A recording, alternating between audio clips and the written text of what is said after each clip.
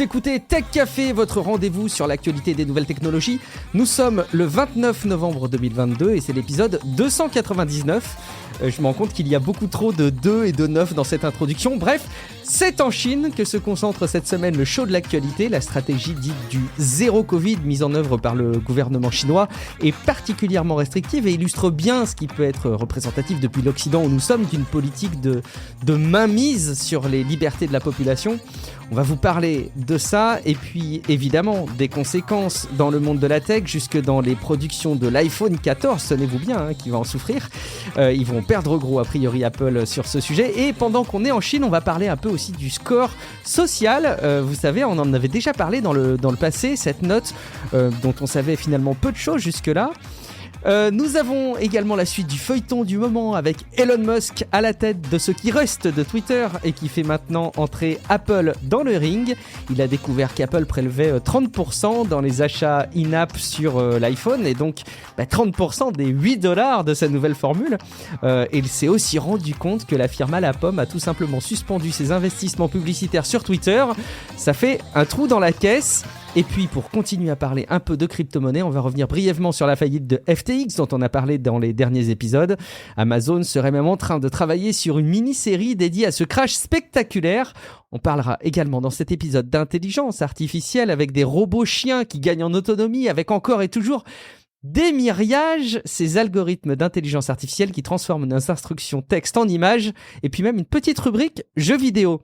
Je suis Guillaume Vendée, podcasteur technophile enthousiaste et je retrouve le responsable du conducteur de cet épisode qui a écrit pour cette fois les notes mais sans chanson.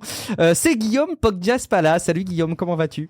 Écoute, ça va, on n'est pas toujours d'humeur musicale. Qu'est-ce que tu veux que je te dise ? Effectivement, et c'est ça qui est bien, c'est quand c'est pas systématique et qu'il y a les petits clins d'œil. Donc pour ceux qui ne l'ont pas compris, et je sais qu'une partie d'entre vous l'ont bien identifié maintenant, la façon dont sont rédigées les notes des épisodes par Guillaume Podjaspala, il y a des petites articulations, des petits clins d'œil, des petites références. Si vous arrivez à les trouver, n'hésitez pas à nous le faire savoir. Ça fait évidemment toujours très très plaisir quand vous prenez le temps de consulter cela. Vous le savez, de toute façon, tous les articles qui servent un petit peu d'appui au contenu qu'on relaie dans le podcast, qui servent quelque part à constituer cette revue de presse qui est faite chaque semaine. Donc tous les liens sont dispo dans les notes de l'épisode et sur techcafé.fr dans les articles qui accompagnent les épisodes, qui sont évidemment les bienvenus pour recueillir vos commentaires. Un petit mot autour de la communauté Tech Café pour citer des personnes qui ont rejoint la plateforme de financement participatif Patreon pour soutenir Tech Café. Il y a Chilo, Fabien Fichot et Sébastien Dom à qui on va faire des gros bisous tout simplement, des gros coucous. Ils soutiennent notre travail dans la production de Tech Café en nous versant quelques euros chaque mois grâce à la plateforme Patreon. C'est probablement un des moyens les plus sains de nous aider à continuer et à faire vivre le podcast encore très longtemps, on l'espère. En échange, ils profitent de contreparties plutôt cool comme le flux privé du podcast qui leur permet d'écouter les épisodes sans la pub, de profiter du chapitrage des épisodes et même des épisodes supplémentaires de Tech Café en avance. Ils sont généralement disponibles pour tous le week-end, mais les soutiens Patreon peuvent l'écouter plusieurs jours à l'avance. Si vous voulez faire comme eux et profiter de ces avantages, rendez-vous sur patreon.com/techcafé. Je le rappelle, parfois on me dit que c'est pas très très clair le nom Patreon. Alors ça s'écrit Patreon. Et puis, deuxième volet d'interaction. Oula, j'ai fait tomber une petite épingle, excusez-moi. Deuxième volet d'interaction avec la communauté, c'est Brouette Prononc qui a déposé un avis sur Podcast Addict le 27 octobre 2022 et qui a dit « Merci pour cet excellent podcast, toujours agréable à l'écoute. Votre complémentarité... » tiens-toi bien. T'es assis, Guillaume ? T'es prêt ? Votre complémentarité est parfaite. À quand un Tech Café rétro années 70 ou 80 ou traiter un sujet fun comme la bataille du siècle dernier, calculateur analogique électronique versus numérique. Et oui, c'est un avis qui est retiré d'octobre parce que du coup, depuis en novembre, ce sujet a été traité. Vous avez un épisode dédié que vous a rédigé et concocté Guillaume Podjaspala où on a parlé quelque part des premiers calculateurs qui n'étaient pas forcément électrique et qui était plutôt mécanique. Un épisode très steampunk, très très cool. Donc évidemment, merci de continuer à nous faire vos suggestions et vos retours au travers de vos avis. Et puis je vous invite, si vous voulez toujours plus d'échanges, à déposer, à nous rejoindre sur Discord. Il y a un serveur Discord pour Tech Café et on discute de plein de choses, pas que de tech, pas que de podcast, de plein d'autres choses. On est évidemment ravis de vous voir nous y retrouver. Un dernier clin d'œil pour dire, comme vous l'avez entendu et comme vous êtes forcément très attentifs, c'est l'épisode 299. Qu'est-ce qui vient après 299 ? C'est 300, et pour un épisode 300, ce qui est parti pour être fait, c'est un épisode finalement assez classique dans son contenu, parce que vous aimez bien Tech Café, on va pas vous priver des contenus hebdomadaires habituels que vous aimez bien, mais on va rajouter quelques témoignages, quelques capsules de personnes qui vont évoquer ce que représente un petit peu Tech Café pour eux, qu'est-ce que ça leur apporte, comment est-ce qu'ils aiment l'écouter. Si vous avez envie de participer, évidemment, vous êtes les bienvenus, envoyez-nous vos petits segments audio. Pour faciliter encore un peu plus les choses, si vous n'avez pas trouvé des moyens de le faire, je vous propose un moyen super simple. Vous pouvez aller sur... Alors, j'avais un petit podcast perso façon blog audio qui s'appelait La Voix de Guillaume, qui était hébergé sur Encore. Et Encore, c'est un hébergeur de podcast gratuit qui appartient à Spotify pour le petit clin d'œil, mais qui permet de laisser des messages audio de 1 minute maximum via votre navigateur, via votre smartphone, sans application. Il vous suffit d'aller sur... Alors, tenez-vous bien... encore.fm/Guillaume Vendée/message. Mais évidemment, vous l'avez compris, le lien sera dans les notes de l'épisode. Et vous pouvez laisser un petit segment audio de 1 minute maximum pour répondre à cet appel à participation. Ce sera un grand plaisir d'écouter tous vos témoignages et tous vos retours sur Tech Café. Merci beaucoup pour votre contribution. Guillaume, ce qui t'a inspiré dans ta veille cette semaine, c'est ce qui se passe en Chine. Il faut dire que ça fait quand même le lourd de l'actualité à l'international, un peu sur le plan même sociétal quelque part. Et effectivement, ça a des impacts directs dans le monde de la tech. Il y a au cœur de la Chine cette politique dite de zéro Covid qui vise ni plus ni moins à faire en sorte qu'il y ait, comme son nom l'indique, qu'il n'y ait pas de cas de Covid, que quand il y en a un, tout s'arrête, les gens restent sur place, ils rentrent même pas chez eux, pas de circulation. En gros, c'est un petit peu ce qui se passe en Chine qui concentre un petit peu l'actualité, Guillaume. Ouais. Ça commence. Oh là. J'ai désarçonné.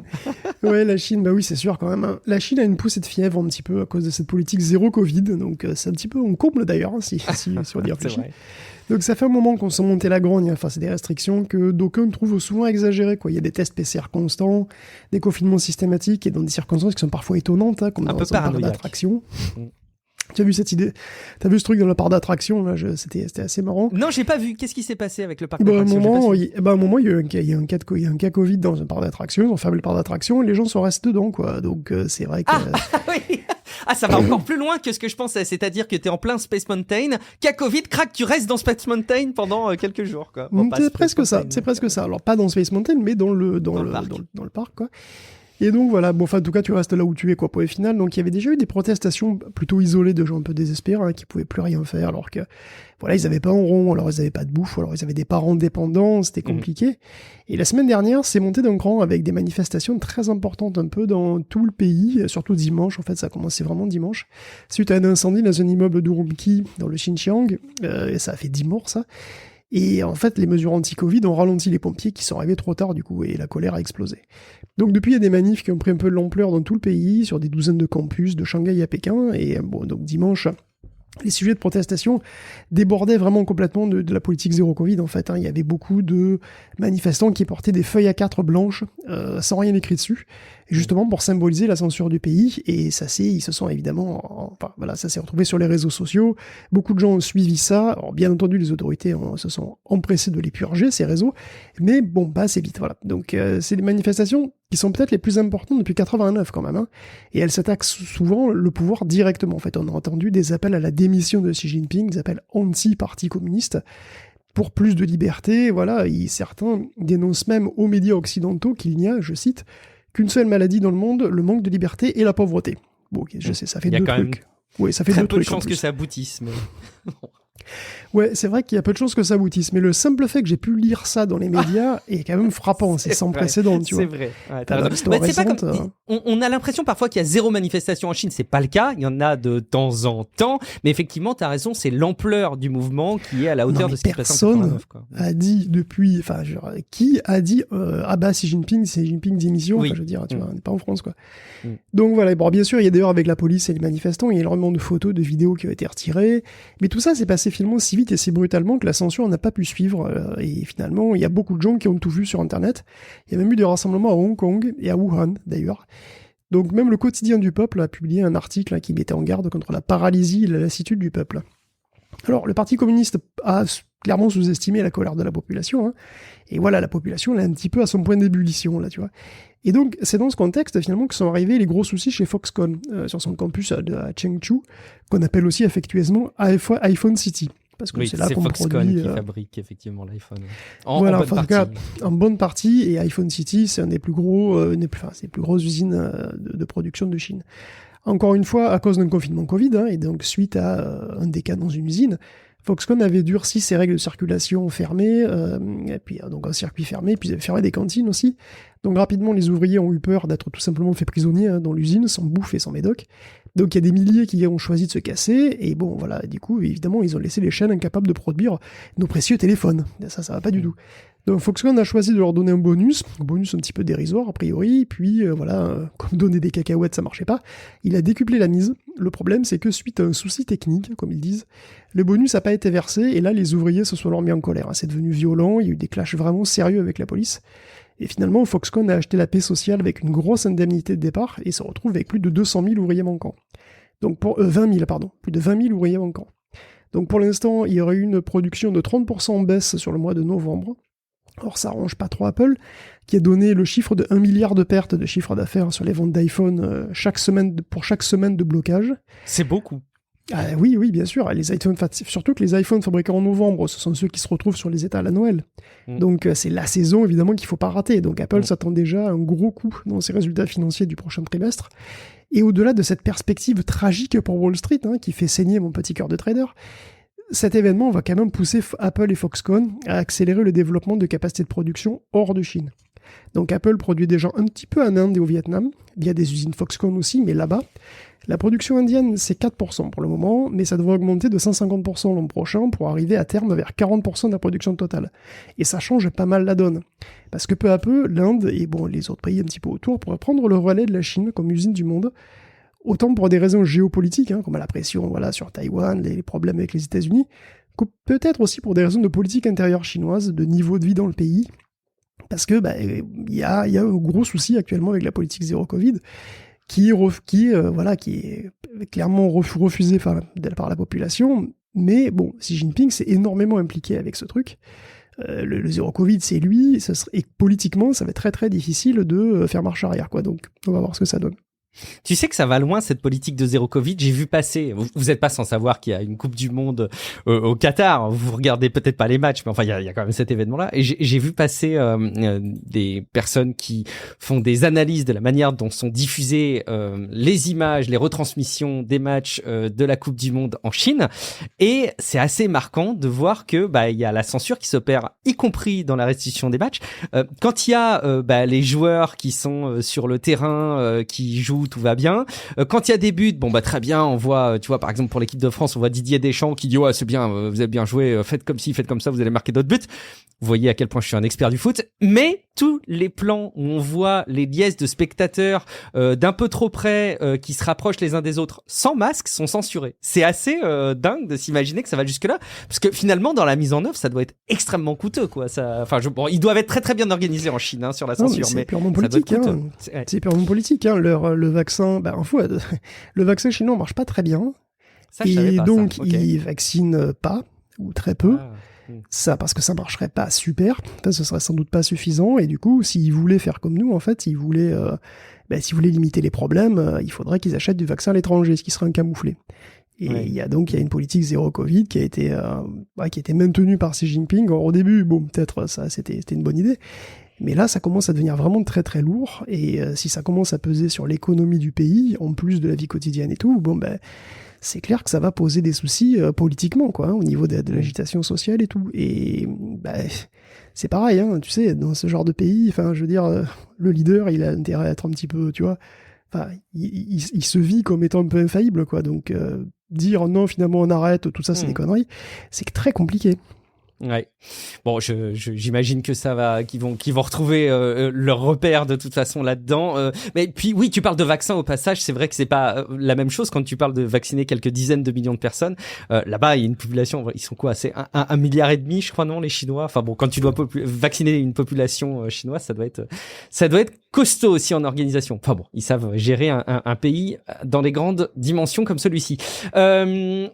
Au passage, pendant qu'on est en Chine, forcément, nos regards se tournent un petit peu aussi sur des enjeux géopolitiques très proches, et évidemment qui ont des liens avec la tech, Guillaume. C'est notamment Taïwan et tout ce qui tourne autour de des processeurs, justement, de la production des processeurs.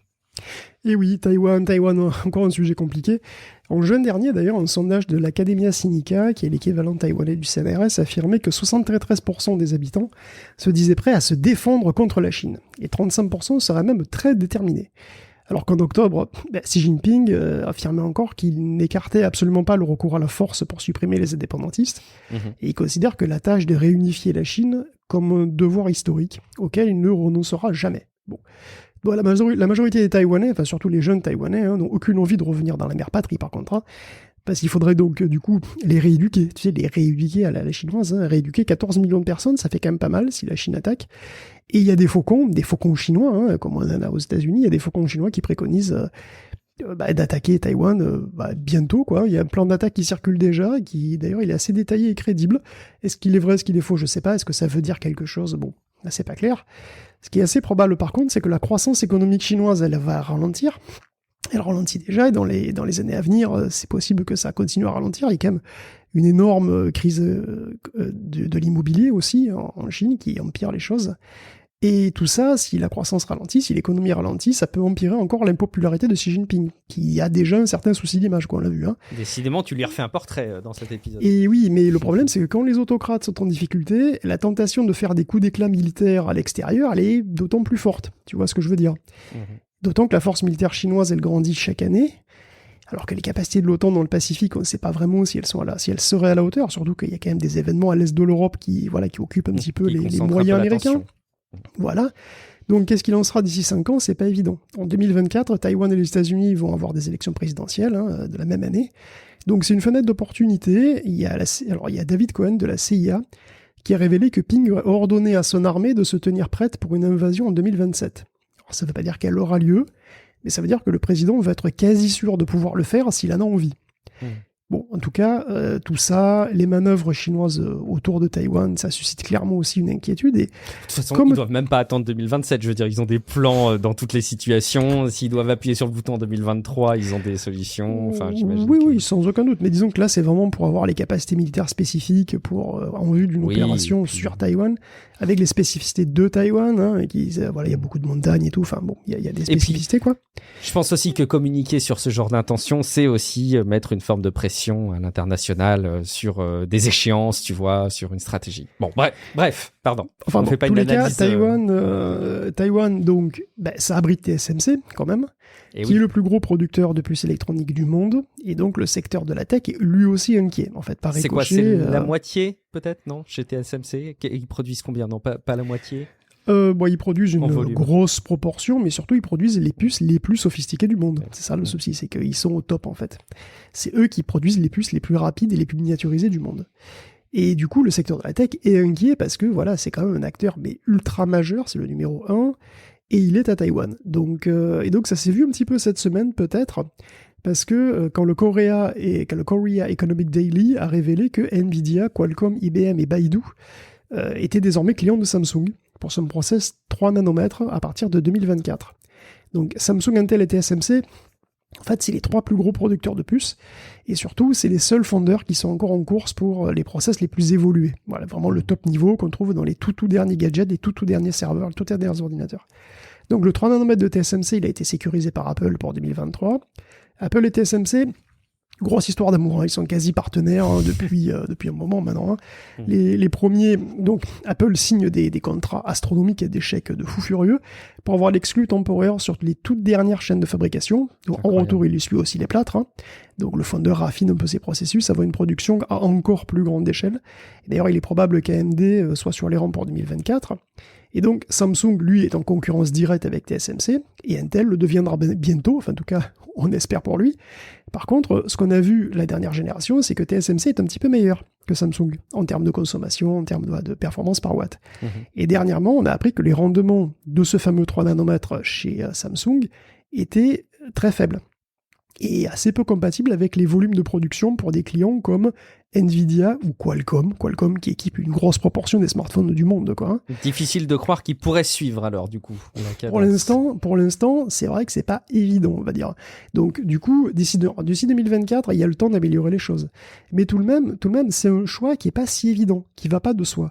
Et on sent plutôt une volonté politique d'avoir des solutions autres que TSMC pour limiter sa dépendance à Taïwan avec tout ce que ça implique, quoi. Ouais, c'est jamais bon, de toute façon, d'avoir une concentration sur un fournisseur de ce type-là. Oui, enfin, ça les dérangeait pas jusqu'à présent, mais bon. Oui, bien sûr. Mais bon, il vaut mieux prévoir l'avenir, quoi. Tu vois ce que je veux dire? Explicitement, c'est ce que dit un employé d'une des firmes, mais bon, sous couvert d'anonymat, donc bon, voilà. Ça vaut ce que ça vaut.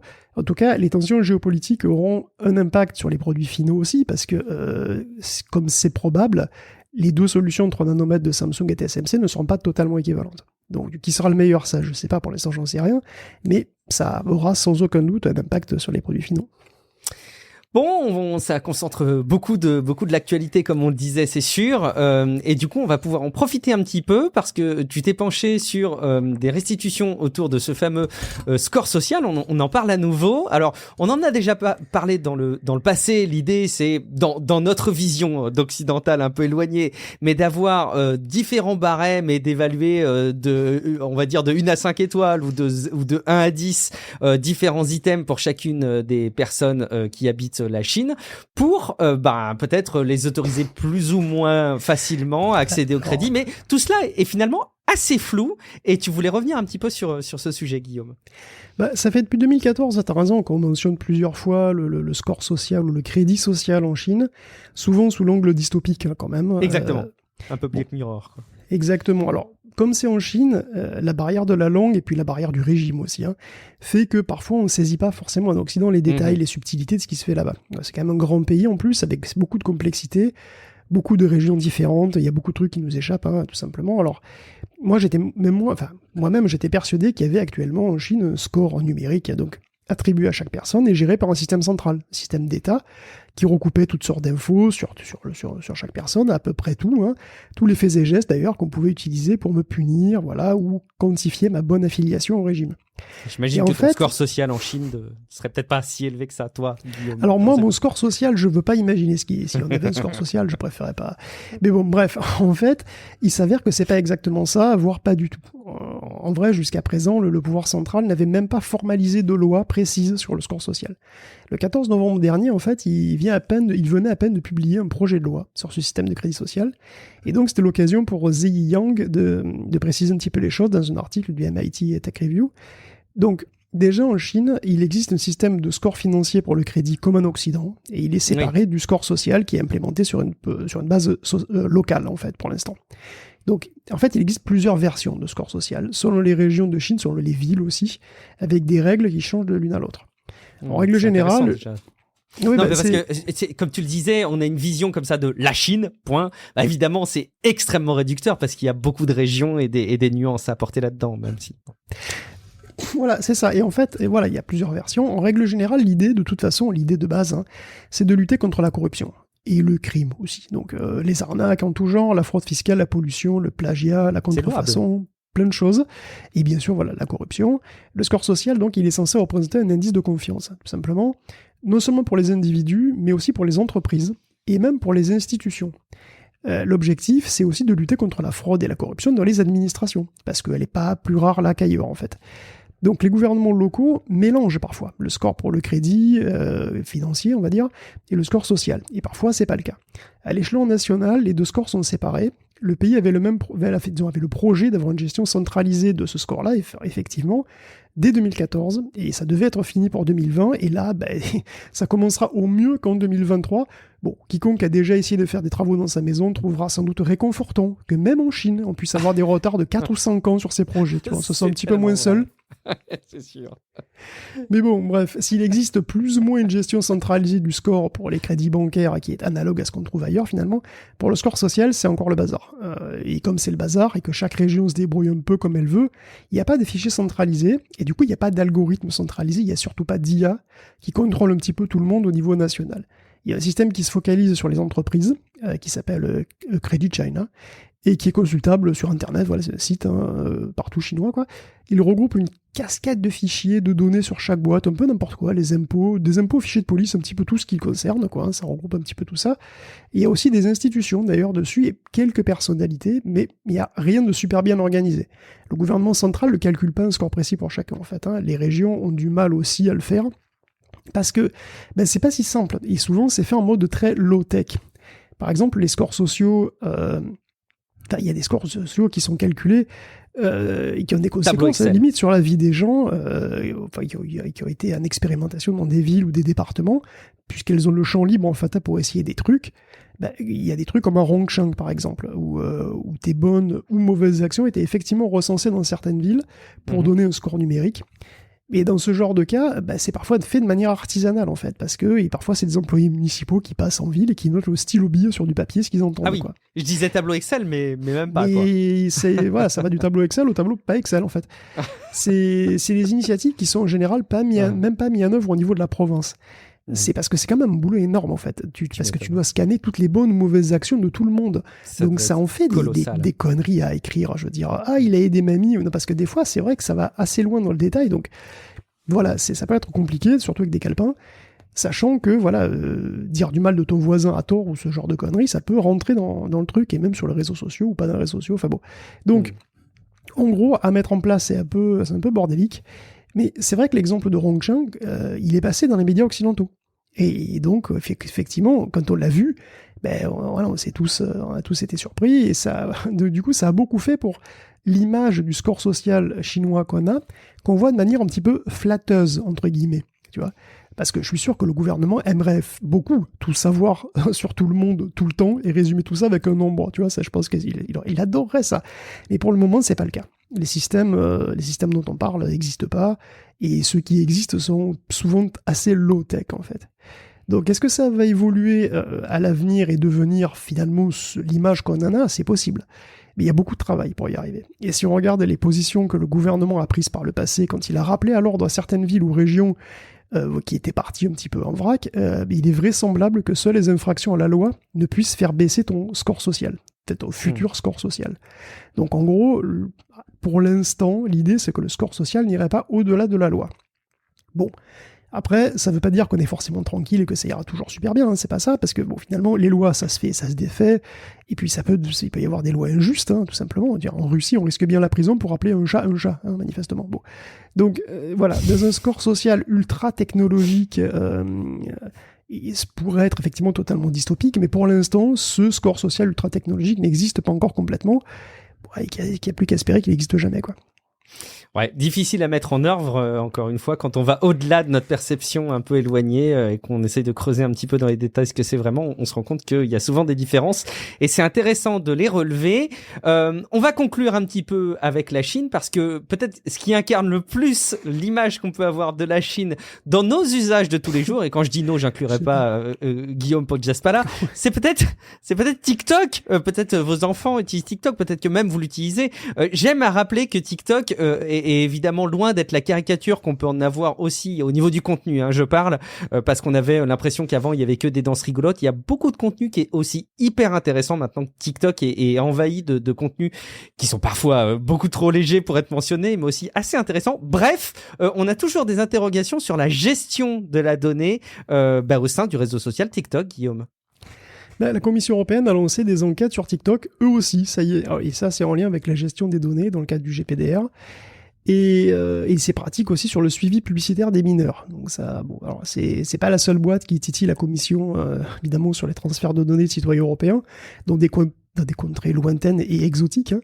Les Américains ont d'ailleurs les mêmes inquiétudes là-dessus, avec évidemment la couche Chine en plus dans le cas de TikTok. Et les relations entre la Chine et l'Europe sont compliquées aussi, hein, finalement, parce que les États-Unis nous exhortent à couper les ponts au maximum, mais c'est difficile, surtout pour l'Allemagne d'ailleurs. Donc la Chine est parfois vue comme un risque pour la sécurité. Hein. Il suffit de voir comment Huawei a été évincé de presque toute l'Europe, sous pression américaine évidemment. Il n'y a plus qu'en Espagne, en Hongrie, en Allemagne, qu'il existe encore un peu. Bon, Huawei, il faut quand même se souvenir qu'un temps, il avait des ambitions de suprématie mondiale. Hein. Donc il s'est retranché sur le marché domestique chinois, c'est quand même un revirement très spectaculaire. Et dans le même état d'esprit, les Anglais viennent de décider, par exemple, de retirer les caméras de surveillance chinoises des sites gouvernementaux sensibles. Donc la méfiance est quand même de mise. Donc voilà, TikTok va devoir se mettre encore en 4 pour rassurer, un petit peu comme aux États-Unis d'ailleurs, où il est attaqué d'un petit peu de la même manière. Cette fois, c'est de ce côté de l'Atlantique. Après, bon, est-ce qu'on peut vraiment se passer d'un réseau social comme TikTok ? Un réseau social où on peut commencer une incroyable aventure avec un super ragoût pour seulement 4 doubloons. Oui, ça. Il faut que tu nous parles effectivement de cette trend, de cette trend et de cette mode TikTok des Diabloons, alors que j'ai découvert moi en prenant connaissance de ce qui se passait dans l'actu tech et notamment dans le conducteur de l'épisode, cette folle histoire des Diabloons, Guillaume. Ça te plairait, c'est une sorte de roleplay complètement organique hein, qui s'est architecturé autour de vidéos avec surtout des chats finalement, parce que tout est parti avec le même d'un chat, c'est le chat avec les 4 doigts là, tu sais, le chat qui fait avec la patte écartée là où tu as l'impression qu'il fait 4 doigts et du coup il y a eu un mème comme ça où c'était salut mon gars, viens t'asseoir, prends un ragoût. Et voilà, tu pourras commencer ton aventure, mais ça va te coûter 4 doubloons, et 4 parce qu'il y a la patte qui fait 4 comme ça. Et bon, c'est resté un peu inaperçu, puis c'est parti sur TikTok, et après, je sais pas, c'est parti en délire, quoi. Les mecs, ils se sont dit, d'accord, je donne 4 doubloons, c'est pour récupérer des doubloons, ils ont fait d'autres vidéos. Des vidéos, d'autres trucs rigolos qui, par exemple, une vidéo où t'as un chat qui te braque tes doubloons. Donc on dit c'est des vidéos pièges, c'est-à-dire que tu cliques dessus, tu crois que c'est des vidéos qui vont te rapporter des doubloons, c'est en fait des vidéos qui te prennent des doubloons. Et donc il s'est passé un truc rigolo, une sorte de jeu de rôle totalement informel, complètement organique, où les gens gagnaient et perdaient des doubloons, qui n'existent pas évidemment, mais c'est pas grave. Et ça a duré quelques temps. Je sais pas si ça dure encore maintenant d'ailleurs. Mais voilà, donc des doubloons, ça vient de doublons en plus. C'est les doublons, les doublons des pirates, quoi. Hein, ça vient de là. Et donc c'était assez marrant, cette espèce de truc très léger, très marrant et complètement inoffensif. Hein, où effectivement, t'avais des gens qui cherchaient à choper des doubloons en faisant des vidéos, en regardant des vidéos. Et t'avais même, à la fin, t'avais des vidéos, des espèces de révoltes, tu sais, anticapitalistes, anticapitalisme dablounien. Enfin, c'était très très bizarre. Bon, voilà, c'est le genre de truc assez marrant qui peut naître très rapidement sur TikTok et mourir presque aussi rapidement. Mais voilà, donc les doubloons. Vu leur lutte anticapitaliste, je me demande s'il y aurait une version d'Antifa doubloons. Je ne sais pas si tu as suivi cette histoire autour du jeu. J'ai vu passer, mais vite fait. J'ai pas creusé. Tout ça intéresserait, j'imagine, Romaric Briand, qui en plus, je le sais, nous écoute et qui écoute peut-être cet épisode en ce moment et qui pourrait nous parler de la manière dont peuvent se générer comme ça d'eux-mêmes des jeux à travers des réseaux sans même l'initiative d'éditeurs, etc. Il y aurait peut-être beaucoup à dire. Au moins c'est léger, hein, c'est pas Twitter. Hein. Alors effectivement, c'est plus léger. Mais quoique, parfois on pourrait être surpris. Merci Guillaume pour ce voyage en Chine. On va faire un petit voyage retour quand même. Pour nous éloigner un petit peu de ces sujets orientaux et plutôt nous tourner vers des choses qu'on a l'habitude d'aborder ensemble, qui sont, notre chronique du moment, hein, autour de Twitter racheté par Elon Musk. Alors peut-être en synthèse rapidement, il revoit le fonctionnement des badges de manière un poil plus logique. Il y a beaucoup de comptes qui s'inscrivent et il commence à faire la guerre avec Apple. C'est ça, Guillaume ? Ouais, alors Twitter est toujours pas officiellement mort, hein, voilà. Mais bon, Elon continue à faire des doigts sans lui-même du passé, puisqu'il a encore décidé via un sondage moisi de faire une amnistie générale cette fois de tous les bannis de Twitter. Donc la Cour suprême, tu vois, les cas sérieux étudiés, sérieusement, tout ça. Bon, ça va rassurer les régulateurs, je pense. Vous oubliez rien à foutre. Ouais. Ah oui, ça totalement. Bon, alors cette fois, c'est quand même 72% de votants qui ont choisi de laisser revenir des gens qui ont probablement été bannis pour de bonnes raisons. Mais bon, du moment qu'ils n'ont pas techniquement enfreint la loi, qu'ils n'ont pas été d'atroces spammers, c'est osef.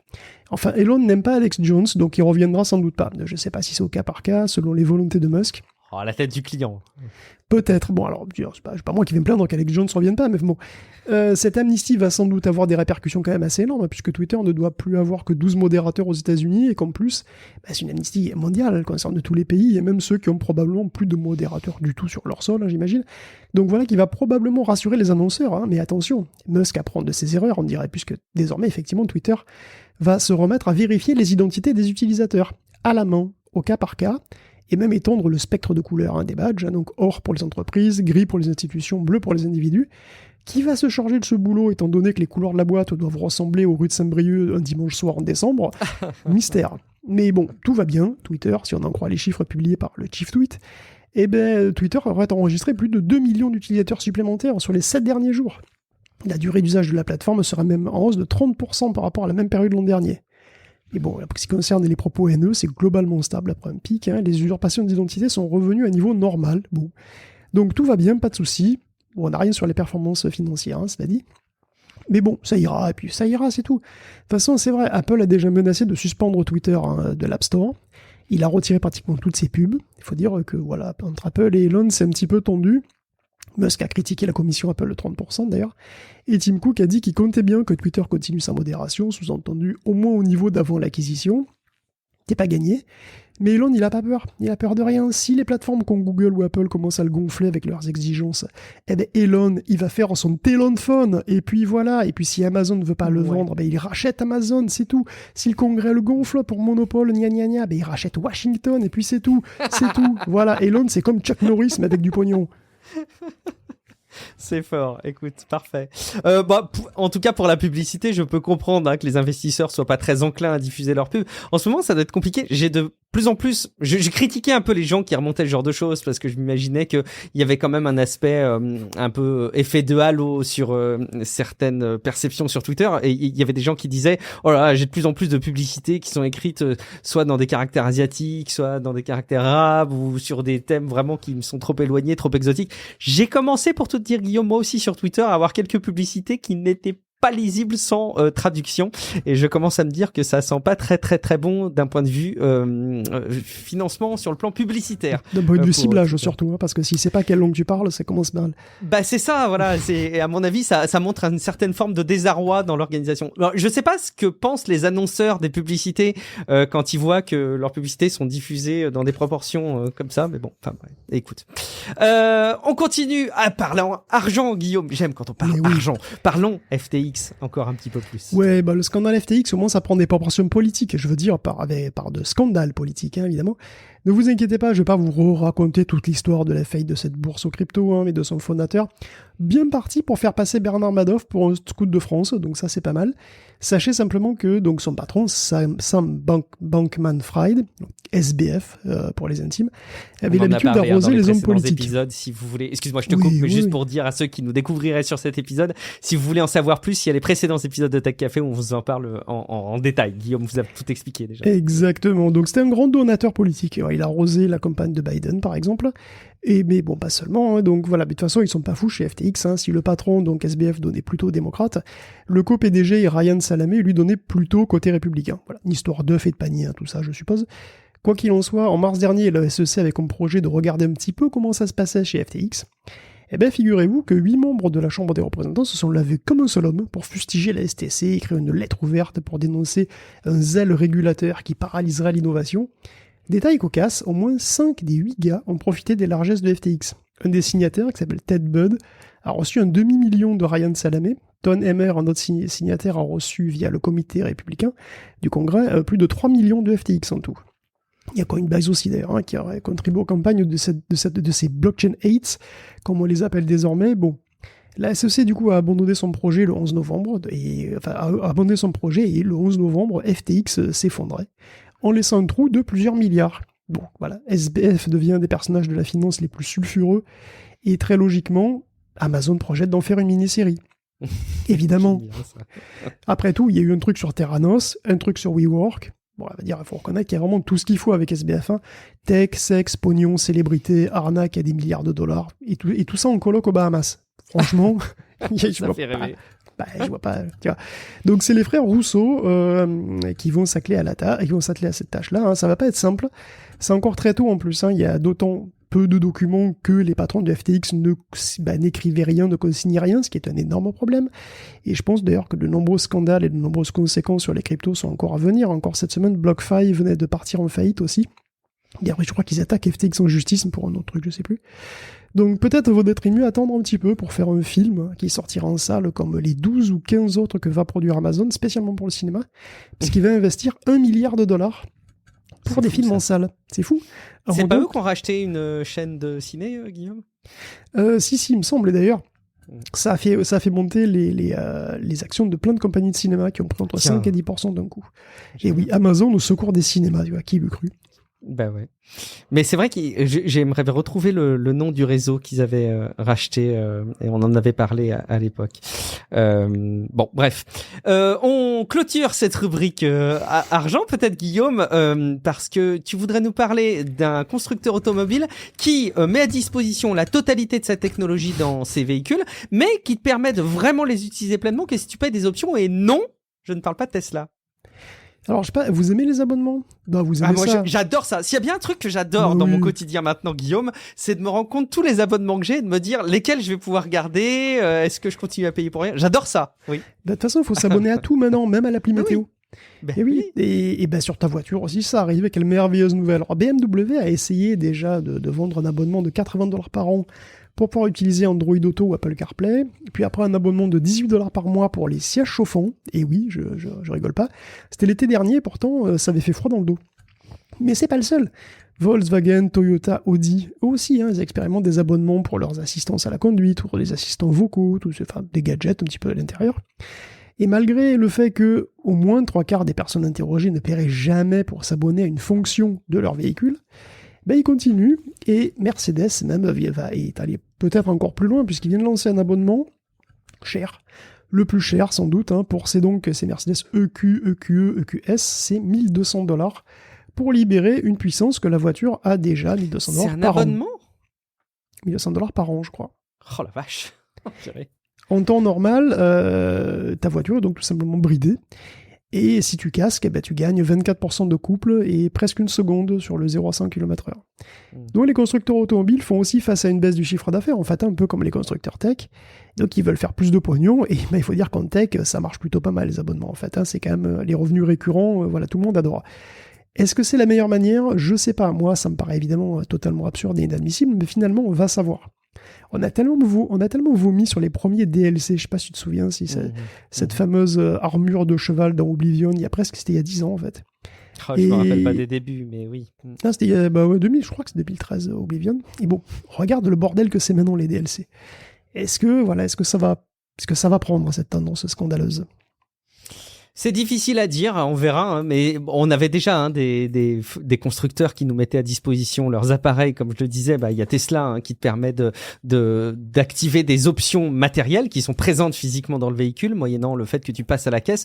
C'est déjà finalement hyper déroutant, un peu discutable, et puis c'est très très loin de notre conception à la base du fait que t'achètes un truc et juste t'en profites, c'est déjà déroutant, mais là d'avoir en plus des systèmes d'abonnement, on suivra ça pour voir si ça prend ou si ça ne prend pas. Dites-nous en tout cas dans les commentaires si jamais c'est quelque chose qui vous convainc ou si jamais ça vous horripile. Je suis curieux d'avoir votre retour. En attendant, on va passer à une autre rubrique, on va parler d'intelligence artificielle, à commencer par l'intelligence artificielle qui aide à déployer de la mobilité notamment de la mobilité autonome, et il semblerait qu'il y a encore des problèmes à régler, Guillaume, hein, c'est pas gagné sur ce plan-là.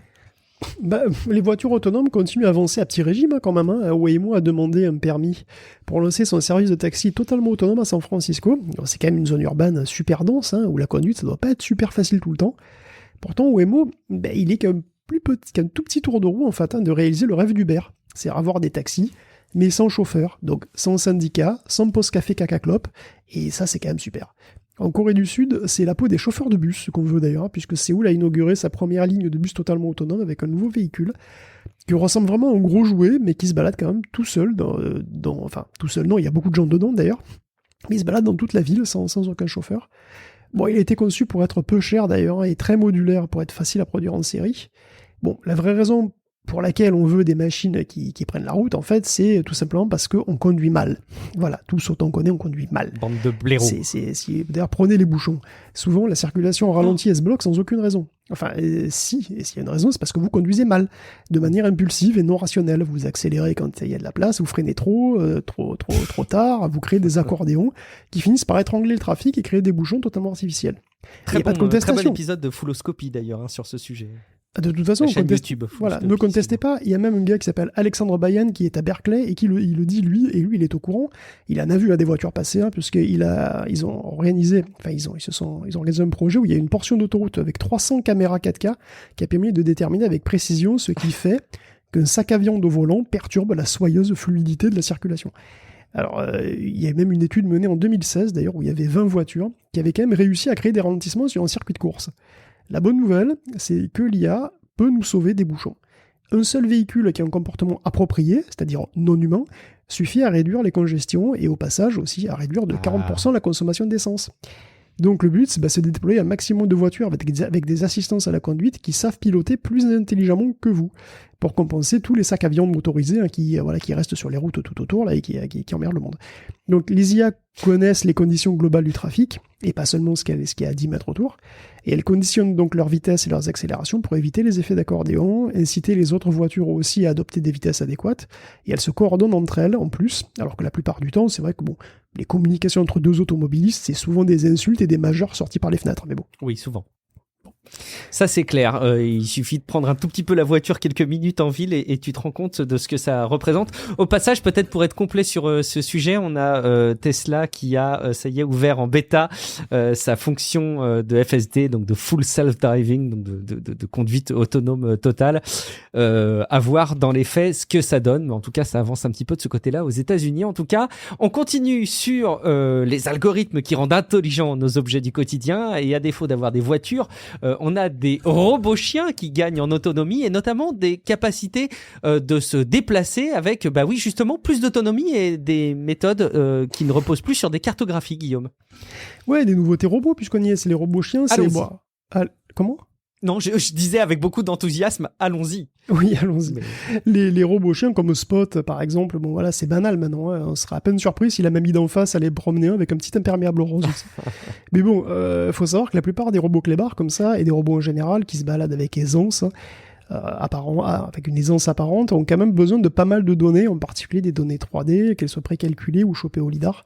Donc, ce qui est intéressant avec le chien d'Ananieh Agarwal, qui travaille à Carnegie Mellon University, c'est à Pittsburgh, c'est qu'il s'oriente simplement avec une caméra, et c'est tout. Il utilise des données visuelles, un peu comme nous en fait, c'est ce qu'il voit, et puis voilà, évidemment, il tous les capteurs de ses pattes et tous les capteurs d'équilibre, mais sinon, il n'utilise que les données visuelles. Et pourtant, il marche comme les autres, sur des terrains irréguliers, des escaliers. C'est une grosse avancée parce que ça rend le robot plus léger, évidemment, beaucoup moins cher, beaucoup plus simple à fabriquer, et il nécessite moins de données pour fonctionner, moins de données, disons qu'il faut le fournir à l'avance, quoi. Donc ça augure de robots qu'on pourrait lâcher dans la nature, littéralement, en fait, qui se débrouillerait tout seul pour y marcher en faisant attention à pas glisser sur des glands. Et c'est traître, les glands. C'est l'ennemi du robot, le gland. Glisser sur un gland, c'est terrible, il n'y a pas plus fourbe qu'un gland. Bon, remarquez aussi que se baser sur des données visuelles, c'est un petit peu, c'est compliqué, mais c'est un petit peu une piste d'avenir parce que dans un registre un petit peu différent, on a MindDojo, qui est l'IA qui joue à Minecraft de Nvidia, qui vient de recevoir un prix à la conférence NeurIPS 2022. NeurIPS, c'est Neural Information Processing System. On en avait parlé en juin, je crois, de MindDojo. C'est une IA qui a appris à jouer comme tout le monde, en fait, c'est-à-dire avec des wikis en regardant des tutos YouTube.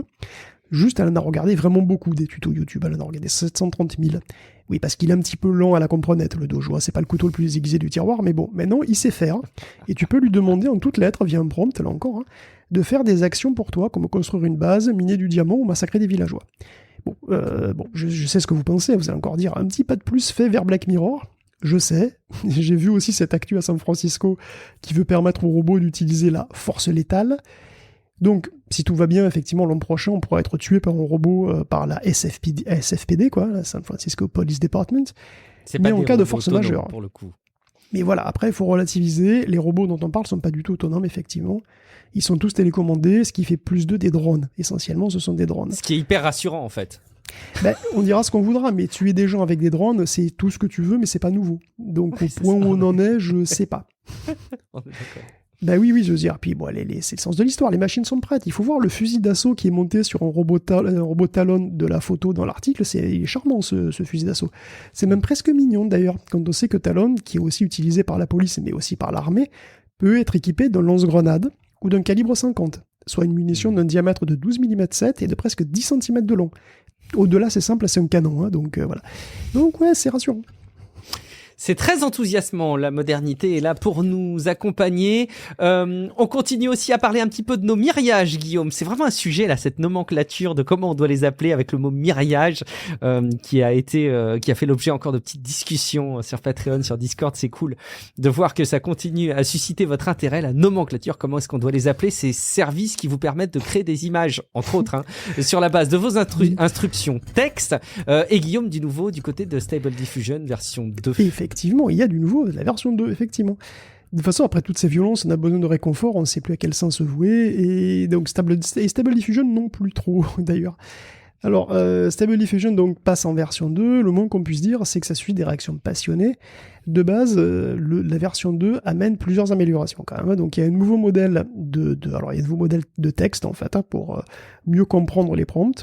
Il y a une résolution native qui passe de 512 par 512 à 768 par 768.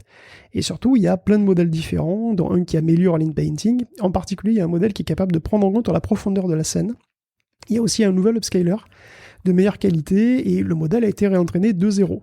D'ailleurs, c'est là que les passions se déchaînent, parce que clairement, le dataset a changé pas mal, et il contient beaucoup moins de jolies poitrines, déjà, de célébrités aussi, et d'artistes que le précédent. En tout cas, c'est assez clair. En tout cas, il existe, d'ailleurs c'est dit explicitement en fait, hein, les quelques pourcents de contenu, alors porno érotique, not safe for work qui traînaient dans le dataset ont été expurgés. Ça a été dit, et manifestement, les artistes qui ont été véhéments sur la présence dans les données ont aussi été entendus. Il suffit d'essayer de mettre Rutkowski dans le prompt pour se rendre compte que ça donne pas du tout la même chose.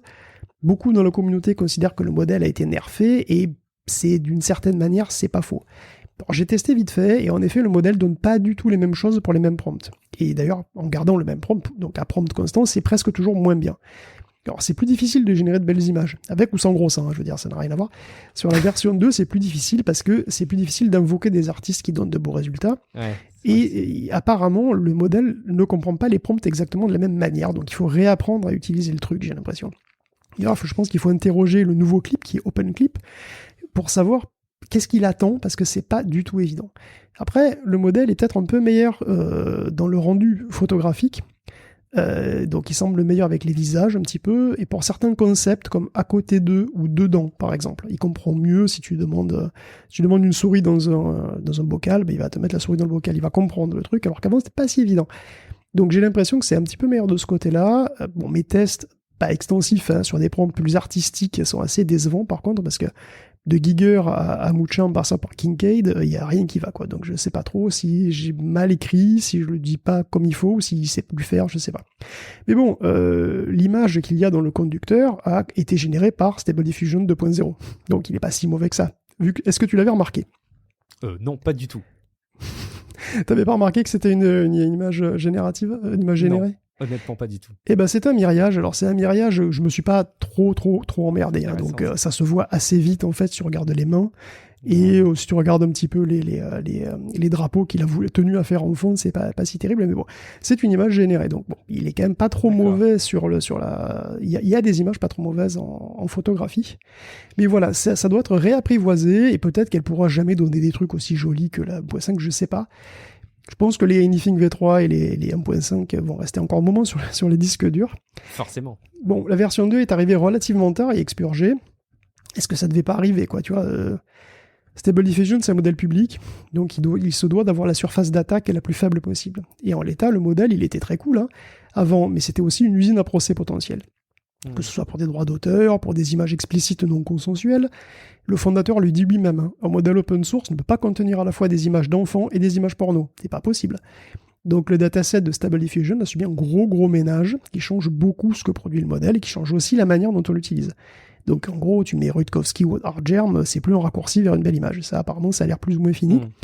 Et donc, peut-être que ça a été un peu trop expurgé. Je suis pas sûr que le modèle soit aussi mauvais qu'on puisse le lire parfois, par rapport à la 1.5, mais il semble plus difficile de faire de belles images, et bon, voilà, pour le moment, en tout cas, ça a l'air plus compliqué. Est-ce que c'est une version de transition, une sorte de base, qui servira pour d'autres versions, disons, mieux calibrées? Parce que le but avoué de Stability AI, c'est quand même de rattraper Midjourney. Et là, pour l'instant, c'est pas du tout gagné, il faut quand même le dire. Et l'autre but, presque avoué, c'est aussi de déplacer la responsabilité de la boîte sur l'utilisateur final. En gros, si tu fais des gens tout nus, c'est toi qui vois. S'il y a des problèmes, c'est pour ta pomme. Stable Diffusion possède déjà pour les versions d'avant, des modèles fine-tunés pour divers usages. Et Mostake a explicitement dit qu'ils allaient travailler pour rendre la personnalisation des modèles plus facile d'accès. Donc le message est clair, en gros, on vous fournit la base la meilleure, enfin en tout cas la plus aseptisée possible, avec voilà techniquement la meilleure possible, et après, vous en ferez bien ce que vous voudrez. Donc voilà, pour le moment, la prudence de Stable Diffusion semble pas très bien passer dans la communauté, le nouveau modèle étant perçu comme une régression. Ça peut se comprendre, c'est fâcheux aussi, parce que voilà, la boîte doit se protéger sans s'aliéner ses utilisateurs, donc c'est vraiment un exercice pas facile. Je pense que dans son côté, Midjourney doit avoir les mêmes soucis. Pour l'instant, ils s'en sortent plutôt bien, que je sache en tout cas. C'est hyper intéressant de continuer à suivre ces évolutions autour de ces algorithmes et un point qui risque de très très vite s'imposer dans notre conducteur, c'est les évolutions un petit peu qui vont arriver derrière, notamment en matière d'animation.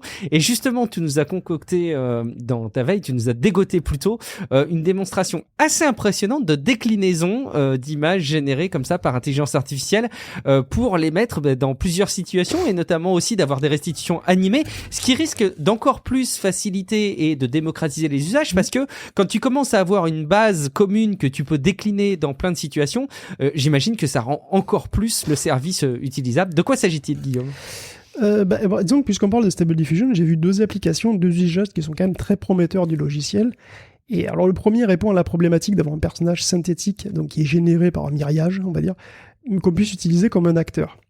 Donc tu peux penser créer un personnage pour une BD, pourquoi pas des vidéos un jour, mais qui reste cohérent de scène en scène.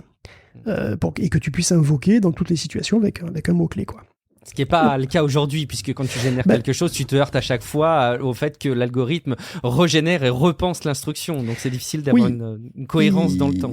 C'est ça, à moins que tu utilises le visage de quelqu'un qui est connu par le logiciel, c'est-à-dire d'une actrice ou d'un acteur que le modèle connaît bien, c'est pas possible de garder les mêmes traits d'image en image. Donc la solution, c'est de fournir des photos de ta tronche ou de celles d'un vrai gens qui sera intégré au modèle. Et même là, qui pourrait servir de personnage. Mais en fait, on peut faire encore plus fort. Ça marcherait pas toujours bien. Mais bon, pardon. Si, ça marcherait mieux. Mais disons que là, on peut faire encore plus fort en prenant quelqu'un qui n'existe pas. En fait, on peut commencer par générer un beau visage de toute pièce. Tu génères le visage que tu veux, qui te plaît. Et ensuite, tu appliques des expressions faciales à ce visage synthétique en utilisant une vidéo de toi. Donc on peut prendre 30 secondes de vidéo de ta tronche qui fait toutes les mimiques possibles sur plusieurs, voilà, sur en gros à 180 degrés avec ton smartphone, et il y a un algorithme d'intelligence artificielle, un autre, qui va produire des variations du visage synthétique avec les émotions que tu as données. Et ensuite, il suffit de faire un fine-tuning de Stable Diffusion avec ces images pour les réintégrer dans le modèle. Et ensuite, on peut l'invoquer avec un mot-clé dans le prompt. Et donc avec ça, on peut faire une BD, par exemple, avec des persos cohérents d'image en image. On peut évidemment les animer, etc. Donc il y a un énorme potentiel là-dessus. Et alors pour le jeu vidéo aussi, pourquoi pas.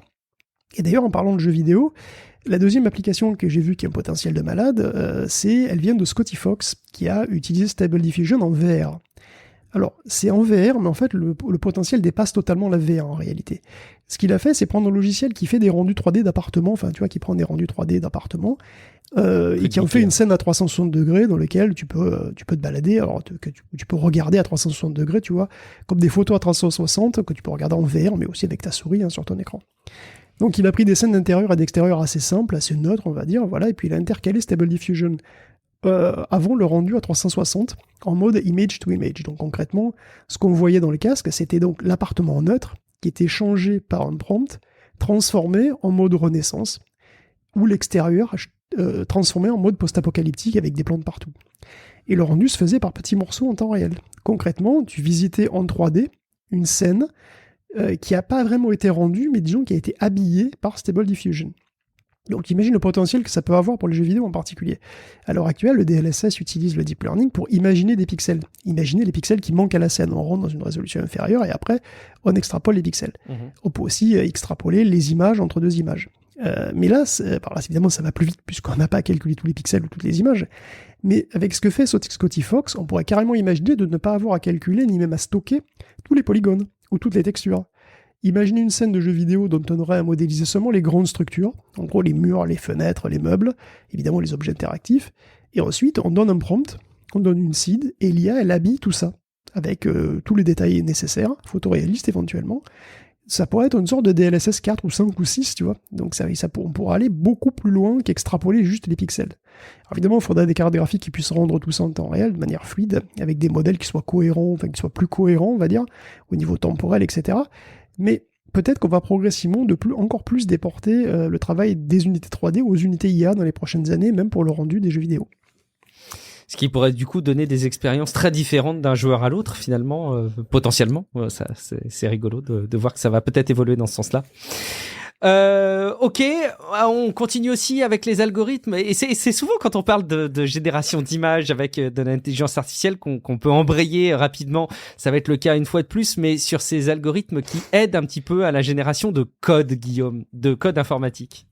Bon oui, de toute façon, on peut conclure la section en parlant un peu de modèles de langage, du coup, qui savent tout faire en fait, hein, et même coder effectivement.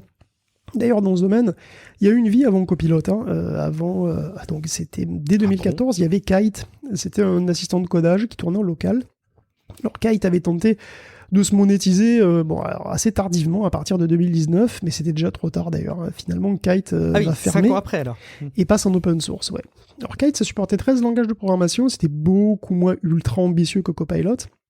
Mais ça restait dans la complétion, quoi. C'est juste beaucoup plus intelligent que ce qui se faisait avant, mais il te faisait pas des blocs entiers où tu demandais une fonction, il te faisait le bloc entier.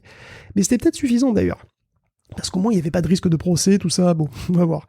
Et puis il n'y avait pas de risque de créer Skynet non plus, hein, parce que ou une IA dotée de folie meurtrière, parce que il y a un autre projet de Google qui est assez énigmatique et qui est presque un peu trop science-fiction pour être honnête. Je ne sais pas exactement ce que c'est ni comment le prendre, mais c'est une rumeur, d'ailleurs, qui a été relayée par Business Insider. Donc on parle d'un certain projet qui s'appelle Pitchfork, qui est né chez Alphabet X et qui est passé chez Google Labs cet été. Donc passer chez Google Labs, normalement c'est une promotion. On sort des projets farfelus et on rentre dans les projets qui pourraient un jour devenir des vrais produits. Ou alors devenir des vrais produits et quelques mois, puis être assassiné rapidement et enterré au fond du jardin. Mais bon, ça c'est Google. Ça arrive. D'après Insider, le projet serait de, je cite, apprendre au code à écrire, à se réécrire lui-même. Alors je sais, ça sonne beaucoup trop comme une singularité, mais a priori, ça n'a rien à voir. Ça démarre assez doux, puisque le but initial, c'était de mettre à jour une base de code écrite dans une version de Python, je sais pas moi, la Python 2.5, dans une autre version de Python, donc de Python 2.5 à Python 3.10 par exemple, mais automatiquement. Alors il semble que ça a évolué vers quelque chose de plus généraliste, qui puisse faire évoluer une base de code en ayant le moins possible recours à des codeurs humains. Ça reste vague, mais ça a l'air quand même assez chaud, donc je suis très très curieux de voir ça plus en détail, parce que je vois pas trop ce que ça peut donner. Les modèles de langage, c'est un truc extrêmement chaud aussi, hein, même si c'est moins graphique que Midjourney et compagnie, tu vois, c'est super impressionnant quand même aussi. La semaine dernière, on parlait effectivement de la performance de Meta qui avait créé une IA capable de jouer et de gagner à Diplomatie. Diplomatie, c'est un jeu qui nécessite de se parler, hein, au moins via un chat. Et d'ailleurs, cette IA, elle s'appelle Cicéron, et elle contient en fait deux modèles. Elle contient un modèle d'apprentissage par renforcement pour les règles du jeu, et un modèle de langage pour pouvoir parler aux humains et comprendre ce qu'ils disent, évidemment. Et les manipuler, exactement. Donc, alors Cicéron, il n'a pas un discours toujours parfait. Parfois, il dit des trucs bizarres, parfois il se contredit. Mais enfin, il a quand même réussi à inspirer confiance à des humains qui s'allient à lui avant qu'éventuellement il ne les trahisse sans aucune pitié. Cicéron a été dans les 10% meilleurs sur 40 parties online qui impliquaient 82 joueurs humains, des joueurs qui n'avaient pas du tout conscience de jouer avec une intelligence artificielle. Alors c'est sûr, hein, qu'avec tout ça, on attend avec impatience GPT-4, évidemment, puisque GPT-3 est une véritable star, hein. Mais c'est aussi une mamie, hein, c'est une mamie chez les IA, puisqu'elle a 2 ans déjà, rendez-vous compte. Et donc, si on en croit Igor Baikov sur Twitter, GPT-4 devrait sortir entre décembre et février. C'est pour ça que je le mentionne assez rapidement comme ça. Ça devrait être un truc énorme. Je suis curieux de voir à quel point il est vraiment différent du 3, parce que, question de dataset, le 3 avait déjà fait très très fort. Hein. Il avait été entraîné en gros sur une énorme partie d'Internet, presque, voilà, je sais pas, plus ou moins tout, quoi. À tel point d'ailleurs que il y a des experts qui commencent à dire que si on continue comme ça, à aspirer et à entraîner sur des volumes de texte aussi importants, en 2026, on pourrait ne plus avoir de sources de texte supplémentaires pour entraîner de plus gros modèles. Enfin, en tout cas, plus de sources de bonne qualité, comme des livres, des cours, des choses comme ça. Donc en gros, soit on arrive à saturer les trucs avec des contenus de bonne qualité, soit il faudra lui donner à manger des contenus de moins bonne qualité. Donc ça veut dire qu'il pourrait devenir de plus en plus talentueux, mais de moins en moins intéressant et qualitatif, quoi. Je sais pas. En tout cas, il est possible que les prochaines sources soient Reddit ou des forums ou je sais pas quoi. Voilà, c'est ça, ou faire des modèles plus efficaces d'ailleurs. On verra ce dont GPT-4 sera capable. Je me réjouis. Merci Guillaume pour cette rubrique intelligence artificielle. Et puis on va conclure pour ceux qui aiment bien avoir un petit peu d'actualité autour des jeux vidéo à se mettre sous la dent. C'est tout trouvé. Il y a quelques points saillants dans l'actualité tech sous l'angle des jeux vidéo qu'il faut qu'on souligne. Notamment l'acquisition de Blizzard Activision par Microsoft qui continue à faire les sujets un petit peu d'actualité, mais aussi de doute. En fait, plus le temps passe, plus on se demande s'il pourrait pas y avoir une possibilité que ça capote finalement, Guillaume. Il faut dire que Microsoft n'en finit pas d'être harcelé sur son acquisition d'Activision Blizzard, le pauvre. Après la CMA anglaise, l'Union européenne, c'est la FTC qui lancerait une enquête le mois prochain, selon Politico. En attendant, Sony est à fond, lui, pour tenter de faire capoter le futur deal, et il ménage pas ses efforts pour étayer sa thèse selon laquelle Microsoft veut étouffer la concurrence à petit feu, voilà, comme un python, on serre sa proie doucement et l'avale tout rond pour la digérer pendant des jours. Et au passage, on apprend des trucs rigolos, quand même. Par exemple, Call of Duty est un point d'achoppement entre Microsoft et Sony depuis un petit moment. C'est un sujet sensible, Call of Duty, ça, il se vend tellement bien, et puis tellement mieux que Battlefield. Et oui, désolé Dice, Sony n'hésite pas à dire la vérité crue qui fait mal, que Battlefield tente depuis des années de reproduire le siècle Call of sans y parvenir du tout, puisqu'en 2021, il s'était vendu 400 millions de Call of Duty et moins de 89 millions de Battlefield. Moi qui connais pas bien ces jeux, qu'est-ce qui fait la différence finalement selon toi? C'est juste une histoire d'habitude et que tout le monde est habitué à la référence, ou est-ce qu'il y en a un qui est intrinsèquement forcément mieux que l'autre, plus sympa? Non, je sais pas. Alors attention, je sais pas comme si j'étais spécialiste Call of Duty Battlefield. Si, t'es un expert. Vas-y, d'accord, je suis un expert. Okay. Okay. S'il te plaît. Alors en tant qu'expert autoproclamé du Call of, il y a peut-être un effet d'antériorité de Call of d'une part, mais d'autre part, c'est pas exactement les mêmes jeux et les mêmes gameplay. Okay. C'est-à-dire que, moi, les Battlefield auxquels je pense, c'est des jeux qui ont c'est des jeux qui ont plus de teamplay en fait. C'est des jeux qui sont moins, tu vois, Call of Duty, c'est du FPS nerveux, assez simple, tu vois, c'est un truc vraiment, on va dire, plus accessible, on va dire. Alors que Battlefield, souvent, dedans, il y a plus de modes de jeu qui demandent du teamplay, qui demandent une communication, qui demandent une organisation, on va dire, et c'est un peu différent, quoi. Battlefield, c'est un peu je pense que c'est peut-être un peu moins accessible. Alors peut-être que ça a changé depuis, moi c'est l'image que j'en ai, ça fait peut-être, ça fait plusieurs années que j'ai pas touché un Call of ou un Battlefield, donc j'ai jamais joué à Battlefield. J'ai joué au dernier Call of Duty il y a pas très longtemps là chez un ami sur PC. J'ai retrouvé un peu mes réflexes sur Counter-Strike. J'étais pas perdu, je me faisais vite tuer, mais j'arrivais à tuer des adversaires, et donc je m'en sortais un peu. Je comprends peut-être ce que tu veux dire, c'est que c'est plus compliqué d'arriver à reproduire ce sentiment de pouvoir en profiter dès le départ avec un Battlefield, peut-être, je sais pas. Bon, pardon. Écoute, peut-être, ouais. Puis bon, c'était Battlefield, il y avait des champs de bataille plus grands, avec des véhicules, tu vois. Enfin, c'est pas la même ambiance, c'est un petit peu, tout est un petit peu différent. Intéressant. Enfin bon, voilà. Donc toujours est-il que, alors ça veut pas dire que l'un soit meilleur que l'autre, mais toujours est-il que Sony, il en a rien à foutre de garder Battlefield. Manifestement, il veut Call of Duty parce qu'il veut le winner, tu vois. Il veut pas les seconds couteaux. Alors, je veux dire, j'ai rien contre Battlefield, de toute façon. Mais bon, toujours aussi dans le dossier de la CMA, on apprend aussi que Sony a peur de perdre l'accès à ce fameux Call of Duty en 2027, juste avant le changement de plateforme. C'est ce qu'ils disent. Donc ça sous-entendrait que la PlayStation 6 serait prévue pour 2028. C'est une date crédible, hein, parce que la PlayStation 5 aurait, c'est vrai, un règne très long, hein, le plus long de l'histoire, de 2020 à 2028. Cela dit, après 2 ans de pénurie, c'est pas forcément délirant que le truc soit plus long que d'habitude. Et puis bon, les PlayStation 5 Pro arriveraient pour 2024. Il y a des dev kits qui seraient chez les devs. Alors, ce sont des fuites à prendre avec des pincettes toutefois, mais enfin, c'est pas non plus complètement déconnant, quoi, hein, qu'il y ait une PlayStation 5 des tests Pro. dans le cadre de la production et de la réalisation. Oui, c'est normal. C'est pas non plus... c'est tout à fait vraisemblable. Donc, hier, Reuters, d'ailleurs, avance que Microsoft sera prêt à signer un deal de 10 ans, finalement, pour Call of Duty, afin de calmer un petit peu les esprits. Mais bon, ce qui est toujours rigolo, finalement, dans ces procès, c'est les arguments des uns et des autres pour tenter de se montrer sous le jour le plus inoffensif possible, avec les acrobaties qu'ils sont prêts à faire pour. Quand Facebook a défendu son acquisition de Jiffy, il est allé jusqu'à dire que le GIF c'était has-been, que ça intéressait plus les jeunes. En gros, votre honneur, je rachète pour très cher une véritable poubelle. C'est un acte de charité, c'est de la salubrité publique. C'est vrai. Bon, ça n'a pas trop marché. Mais là, Microsoft, c'est un peu pareil. C'est Microsoft qui est pétri de contradictions, mais qui dit que non, en fait, tout est très logique. Et déjà, Microsoft essaye de se dépeindre comme un second rôle, comme un débutant dans le monde du jeu vidéo, tu vois, qui peut rien contre la puissance éreintante de la marque PlayStation, tu vois. Sony, il a rien à craindre d'un moustique comme Microsoft, qui est totalement inoffensif face au bulldozer nippon, tu vois. La preuve, votre honneur.